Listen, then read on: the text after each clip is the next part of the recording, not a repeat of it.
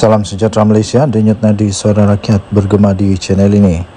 Berita terbaru, Perlembagaan Bersatu bertentangan dengan Perlembagaan Persekutuan, kata Johari. Berita penuh, Kuala Lumpur yang di-Pertua Dewan Negara iaitu Tan Sri Johari Abdul mendapati arahan-arahan di bawah pasal 10.5 Perlembagaan Bersatu adalah bertentangan dengan Perlembagaan Persekutuan. Beliau berkata, Perlembagaan Bersatu telah menafikan hak 5 ahli parlimen bekas ahli parti itu sebagaimana yang termaktub mengikut Perlembagaan Persekutuan, peraturan-peraturan Majlis Mesyuarat Dewan Rakyat serta Akta Majlis Parlimen Keistimewaan dan Kuasa 1952 yang menjamin hak keistimewaan, kebebasan bercakap, berbahas dan mengundi kepada 5 ahli parlimen berkenaan. Perkara itu terkandung dalam surat yang di-Pertua Dewan Rakyat kepada Ketua WIP Bersatu Datuk Seri Roral Kiandi pada Selasa lalu bagi memberitahu mengenai keputusan terhadap notis pemakluman kekosongan kerusi 5 ahli parlimen menurut perkara 49(e Perlembagaan Persekutuan berikutan keahlian mereka dalam parti itu telah terhenti. Salinan surat itu juga turut ditujukan kepada 5 ahli parlimen berkaitan iaitu Datuk Syed Abu Hussein Hafiz, Syed Abdul Fasal Bukit Gantang, Zahari Kecil Jeli, Muhammad Azizi Abu Naim Gua Musang, Datuk Iskandar Zulkarnain Abdul Talib Kuala Kangsar dan Datuk Dr. Zulkafli Hanafi Tanjung Karang. Berkenaan dengan surat permohonan oleh Bersatu kepada kelima-lima ahli Dewan Rakyat kembali ke kerusi pembangkang di Dewan Rakyat, saya mendapati sehingga hari ini mereka masih duduk di blok pembangkang. Justru itu saya mendapati dan memutuskan bahawa tiada berlakunya kosongan kerusi di bawah perkara 49(e)(1), maafkan saya, perkara 49(e)(1) Perlembagaan Persekutuan, kata Johari menerusi surat berkenaan.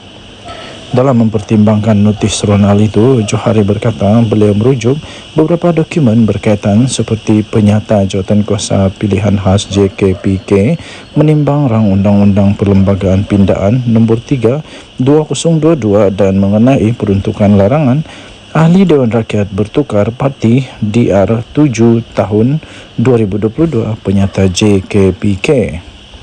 Katanya, ini termasuk penyata rasmi yang bertarikh 11 April 2022 mengenai rang Undang-Undang Perlembagaan Pindaan nombor 3 2022 dan penyata rasmi bertarikh 27 dan 28 Julai 2022 mengenai rang Undang-Undang Perlembagaan Pindaan nombor 3 2022 dan usul mengenai penyata JKPK itu, katanya. Beliau menambah, saya mendapati daripada dokumen tersebut bahawa tujuan perkara 49(e) Perlembagaan Persekutuan diwujudkan untuk memastikan kestabilan politik negara untuk suatu jangka masa yang panjang. Selain itu, saya juga melihat kepada prinsip keluhuran perlembagaan. Malaysia mengamalkan prinsip keluhuran perlembagaan di bawah Perlembagaan Persekutuan dan ia juga merupakan prinsip rukun negara yang ketiga. Ini kerana di bawah keluhuran perlembagaan, kesemua undang-undang atau peraturan adalah tertaktub kepada Perlembagaan Persekutuan menurut surat itu lagi.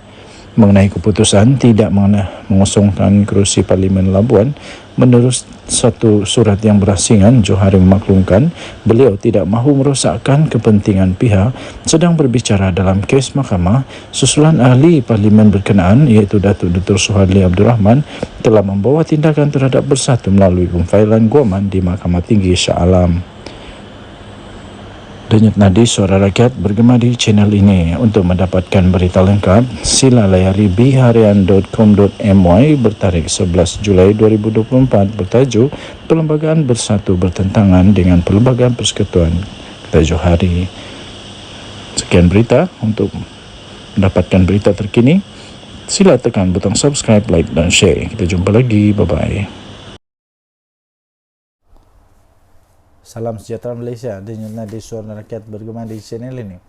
Dulu cerita kes Altan Tuya memang sangat terkenal. Lepas itu sudah ada penyelesaian, muncul semula. Hari ini muncul semula cerita tentang Altan Tuya. 11 Julai 2024. Diterbitkan pukul 5.54 petang tadi. Free Malaysia Today. Keluarga Altan Tuya. Keluarga Altan Tuya mohon kuat kuasa penghakiman RM5 juta. Permohonan itu ditentang oleh kerajaan yang memohon penghakiman pada tahun 2022 itu digantung pelaksanaannya. Keluarga Altan Tuya Saribu mohon penghakiman sebanyak 5 juta ringgit Malaysia dikuatkuasakan terhadap kerajaan yang didapati telah bertanggungjawab secara bersama dan berasingan dengan penganalisis politik iaitu Abdul Razak Baginda dan 2 lagi bekas anggota polis atas pembunuhan wanita itu pada 18 tahun yang lepas. Dalam permohonan yang telah difailkan bulan lepas, keluarga itu meminta Mahkamah Tinggi Shah Alam untuk mengeluarkan perakuan di bawah Seksyen 33.1 Akta Prosiding Kerajaan 1956. Mereka juga memohon untuk kerajaan membayar faedah sebanyak 4.25 juta lagi, jumlah terakruh sejak saman difailkan pada tahun 2007 dan kos RM25,000 seperti yang telah dianugerahkan oleh Hakim Perbicaraan Wazir Alam Maidin Merah pada 16 Disember 2022. Permohonan itu disokong oleh afidavit yang ditandatangani oleh Peguam Sanjit Kaur Deo. Sanjit berkata kerajaan memfailkan afidavit awal bulan ini untuk menentang permohonan itu. Kerajaan juga memfailkan permohonan menggantung pelaksanaan penghakiman sehingga permohonan penguatkuasaan selesai, katanya. Beliau berkata tindakan pelaksanaan ini juga akan dimulakan dengan Razak yang tidak memohon penggantungan penghakiman. Sanjit berkata ibu bapa Altan Tuya Saribu Setev dan Altan Setet Seg Sanja dan anaknya Mugun Sagai memfailkan permohonan itu kerana tiada kemajuan dalam perundingan penyelesaian dengan Putrajaya berhubung pembayaran jumlah yang perlu dibayar mengikut penghakiman. Kerajaan dan Razak mengaku menjalinkan hubungan dengan Altan Tuya telah membuat rayuan terhadap kuantum dan liability. Sementara itu, keluarga Altan Tuya memfailkan rayuan balas untuk mendapatkan pampasan lebih tinggi. Altan Tuya telah ditembak di kepala di sebuah hutan di Puncak Alam sebelum mayatnya diletupkan pada tahun 2006 yang lalu. Bekas anggota polis Azilah Hadri dan Sirul Azhar Umar didapati bersalah dan dijatuhi hukuman mati atas pembunuhannya. Razak, bekas pembantu kepada Timbalan Perdana Menteri pada ketika itu, iaitu Najib Razak, didakwa telah bersubhat dengan Azilah dan Sirul tetapi dibebaskan tanpa dipanggil membela diri. Sirul yang dibebaskan daripada tahanan imigresen di Australia pada tahun lepas kini menetap di Canberra dan Azilah banduan akhir di penjara Kajang tidak mencabar saman keluarga itu. Dalam penghakiman bertulisnya yang dikeluarkan pada minggu lepas, Wazir berkata beliau terpaksa menunggu inferens bertentangan berhubung Razak selepas beliau memilih untuk tidak memberi keterangan secara bersumpah atau membayar saksi dalam prosiding saman itu.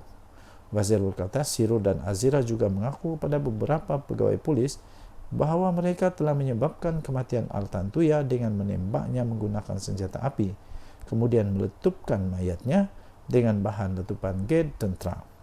Beliau berkata, kelakuan Razak sebelum dan selepas kematian mangsa menimbulkan inferens yang tidak dapat ditolak bahawa dia bersubahat dengan anggota-anggota polis tersebut.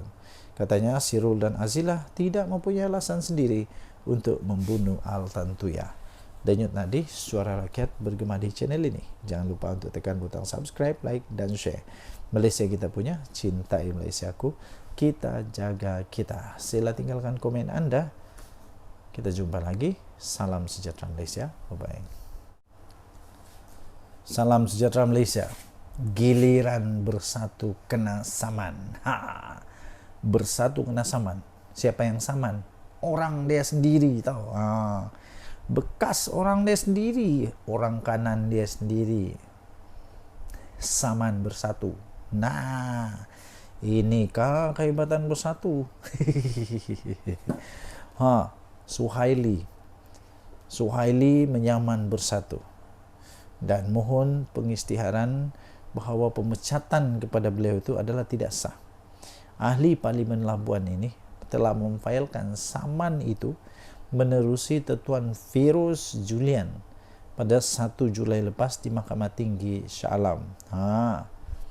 Ahli Parlimen Labuan Suhaili Abdul Rahman disahkan telah pun memfailkan saman terhadap bersatu bagi menuntut pengisytiharan bahawa pemecatan keahlian beliau daripada parti itu adalah tidak sah dan menyalahi undang-undang. Beliau memfailkan saman itu menerusi Tuan Feroz Julian 1 Julai lepas di Mahkamah Tinggi Shah Alam dan menamakan Muhammad Suhaimi Yahya sebagai defendant. Nasib baik bukan Mehdi Yassin, ialah apa kena mengenai dengan Mehdi Yassin pula kan. Pernyataan tuntutan Suhaili itu beliau menyebut pada 2 November tahun 2023 Lembaga Berdisiplin Bersatu telah pun mengemukakan surat memaklumkan pertuduhan telah dibuat terhadap beliau atas dakwaan beliau telah melanggar artikel 22.1(f) dalam perlembagaan parti. Beliau berkata, surat itu memaklumkan bahawa satu laporan telah dibuat berhubung kenyataan akhbarnya yang menyokong Perdana Menteri Datuk Seri Anwar Ibrahim. Suhaili berkata pada 3 November tahun 2023, beliau telah menulis surat pun kepada lembaga disiplin untuk menjelaskan bahawa kenyataan itu dibuat kerana kegagalan parti untuk menyediakan dana untuk membantu rakyat di Labuan. Beliau mendakwa walaupun telah memberikan penjelasan yang munasabah, lembaga disiplin itu secara salah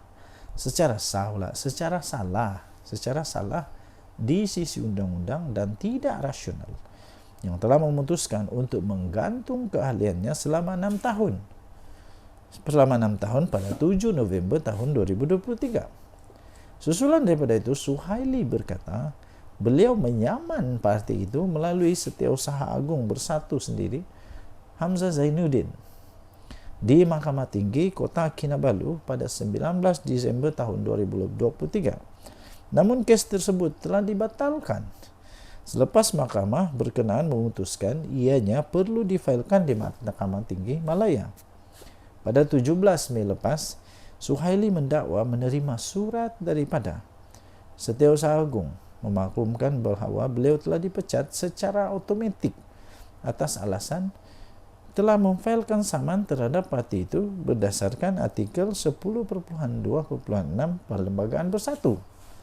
Susulan daripada pemecatan saya itu katanya, Setiausaha Agung turut menyatakan bahawa saya bukan lagi seorang ahli parti dan oleh itu kerusi parlimen saya hendaklah dikosongkan, katanya dalam kenyataan itu. Jadi ini pening kepala sudah ni. Jadi yang penting memang rasanya Suhaili ini memang sudah hilang sabar dan sekarang dia betul-betul saman. Dia betul-betul saman bersatu. Kali ini memang betul dia marah lah. Okey, jadi inilah kehebatan bersatu, kena saman oleh ahli sendiri, bekas ahli sendiri. Dulu ahli, sekarang bekas lah. Denyut Nadi, Suara Rakyat bergema di channel ini. Bye-bye. Salam sejahtera Malaysia. Denyut Nadi, Suara Rakyat bergema di channel ini.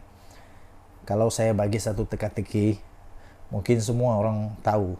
Satu Malaysia tahulah siapakah manusia di Malaysia ini yang dulu pernah kena saman fitnah, kalah. Lepas itu dia pergilah minta derma, minta tolong supaya dia dapat bayar saman. Siapa dia? Saya bagi clue sikit lah. Dianya bekas UMNO. Lepas tu tiba-tiba sekarang entah apa kejadiannya, Dia pula sekarang macam jadi musuh besar UMNO. Siapa dia? Papa Gomo lah. Siapa lagi? Papa Gomo sekarang nih memang bermasalah besar. Dia boleh berhadapan dengan penjara atau penjara. Dia boleh dipenjara berapa tahun? Penjara 3 tahun maksimum. Dia boleh dipenjara 3 tahun. Kesian Papa Gomo. Kalau Papa Gomo yang sekarang ini 41 tahun. Aku baru tahu rupanya aku lebih tua dari Papa Gomo. Muda lagi rupanya manusia nih, baru 41 tahun. Saya nih dah dekat 50 tahun. Wah, rupanya muda lagi Papa Gomo nih. Papa Gomo tidak fikir panjang kan tentang masa depan dia. Kalau dia kena penjara 3 tahun, dia sudah ada rekod jenayah sebagai banduan. Papa Gomo memang dia boleh dipenjara 3 tahun maksimum atau denda RM5.000 atau kedua-duanya jika sabit kesalahan. Silap-silap sudahlah kena penjara 3 tahun, kena denda lagi RM5.000.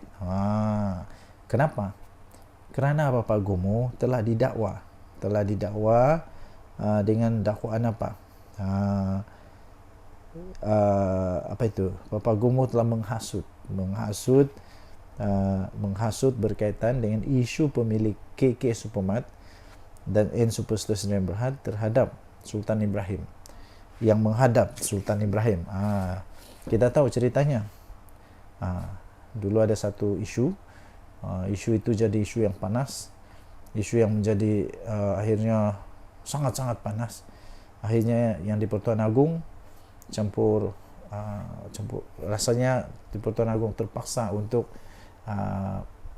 dirayu oleh pemilik KK Supermart and Superstore Sdn Bhd ini untuk dia minta ampun, merafak sembah minta ampun. Yalah, takkanlah pemilik KK Supermart ni jumpa dia orang pula, takkan dia jumpa Papa Gomo pula, mestilah dia minta ampun, minta maaf kepada wakil tertinggi agama Islam Malaysia, iaitu di Pertuan Agong. Jadi kerana itu dia itu Papa Gomo didakwa menerbitkan kenyataan yang bersifat menghasut. Hairan jugalah, Papa Gomo kena. Lepas tu siapa lagi? Cikgu Brad pun kena. Siapa lagi? Entahlah siapa lagi lepas ni. Jadi anda rasa adakah Papa Gomo akan menang atau kalah? Kalau dia menang, macam mana dia boleh menang? Kalau dia kalah, kenapa dia kalah? Kalau dia kalah, yalah, kalau dia kalah dan kena denda RM5.000, mungkin Papa Gomo hanya senyum-senyum je. Senangnya RM5.000. Tapi kalau kena penjara, ambil kau akan jadi ada rekod jenayah sebagai banduan. Mungkin banduan Papa Gomo jadi banduan apa tu? Banduan hebat VIP. Dapat makan roti percuma. Denyut Nadi Suara Rakyat bergema di channel ini. Jangan lupa tekan butang subscribe, like dan share. Bye-bye. Salam sejahtera Malaysia. Denyut Nadi Suara Rakyat bergema di channel ini. Apa pula perkembangan terkini untuk Cikgu Bard yang memang terkenal sekarang ini kerana beliau dapat pelbagai cara untuk diperkenalkan. Okey, jadi banyaklah cara untuk saya perkenalkan dia, tapi salah satunya cara untuk kita mengenal dia ialah yang sekarang ini dihadapkan ke mahkamah kerana kes menghasut. Dalam banyak-banyak cara untuk kita memperkenalkan diri kepada orang, paling tak seronok adalah yang diperkenalkan kerana ada kes mahkamah. Tapi apa boleh buat? Itulah realiti dia. Ini perkembangan terbaru untuk kes hasutan. Kes hasutan Cikgu Bard 26 November ini. Badrul Hisham Saharin berdepan pertuduhan menghasut yang akan merosakkan nama baik yang di Pertuan Agong Sultan Ibrahim di Facebook. paling hebat lah, ini pengenalan paling hebat. Sudahlah, kalau diperkenalkan Che Gubard yang didakwa di mahkamah kerana menghasut, paling hebat lagi, tahu tak siapa? Kamu tahukah siapa yang dia hasut? Yang dia cuba untuk hasut, yang dia didakwa cuba untuk hasut adalah yang di Pertuan Agong. Waduh, macam mana lah ada manusia begini nih. Tapi masih belum ada keputusan. Cuma pada 26 November ini kita dengarlah perbicaraan kes Badrul Hisham atau Che Gubard yang berdepan pertuduhan telah menghasut yang akan merosakkan nama baik siapa? Yang di Pertuan Agong. Hairan jugalah, sejak kebelakangan ni banyak sungguh manusia di Malaysia ni yang memang seolah-olah sudah lupa. Sudah lupa bahawa kita menganggap raja-raja kita ni berdaulat. Tapi sekarang bukan main lagi. Siap ada kena dakwa hasutan, menghasut di Pertuan Agong lagi di mahkamah. Siapa dia? Che Gubard yang menghasut di Pertuan Agong, yang boleh menyebabkan merosakkan nama baik yang di Pertuan Agong. Sultan Ibrahim di laman Facebook miliknya yang bermula 26 November di Mahkamah Seksyen pada hari ini. Pada pendapat anda, bolehkah Che Gubard kalahkan mahkamah? Bolehkah Che Gubard menang dalam kes satu sultan ini? Ingat, yang dia mau lawan ini bukan calang-calang. Yang dia hasut ini bukan orang kampung saya. Ini yang dihasut yang di Pertuan Agong. Jadi yang hakim nanti ini, Hakim Siti Aminah Ghazali, menetapkan tarikh perbicaraan 26 dan 27 November selepas timbalan pendakwa raya Kalmiza Saleh memaklumkan pihaknya telah menyerahkan dokumen berkaitan kes itu kepada pembelaan. Jadi apakah yang dia bakal hadapi Badrul Hisham, Che Gubard sekarang 45 tahun ini disiasat apa itu menghasut lepas mengikut perenggan, boleh dihukum di bawah Seksyen 4/1 akta yang sama, yaitu Akta Hasutan 1948, yang membawa hukuman maksimum penjara 3 tahun. 3 tahun. Maksimum penjara 3 tahun atau denda RM5.000 atau kedua-duanya jika sabit kesalahan. Bertambah lagi lah koleksi nanti. Beliau juga berdepan pertuduhan mengeluarkan fitnah. Dua nih. Fitnah, kenyataan fitnah yang merosakkan nama baik yang di Pertuan Agong.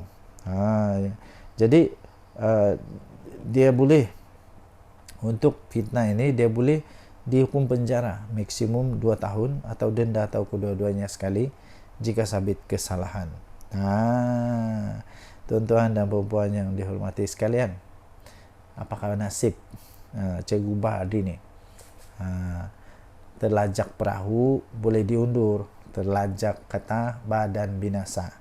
Masalahnya yang dilajak ini bukan calang-calang, bukan orang biasa. Ini yang kita junjung tinggi nih, raja kita, apalagi yang di Pertuan Agong pula tuh. Denyut Nadi Suara Rakyat bergema di channel ini. Jangan lupa tinggalkan komen anda. Apa pendapat anda? Adakah Che Gubard ini akan masuk penjara atau tidak? Kita tengoklah nanti. Bye.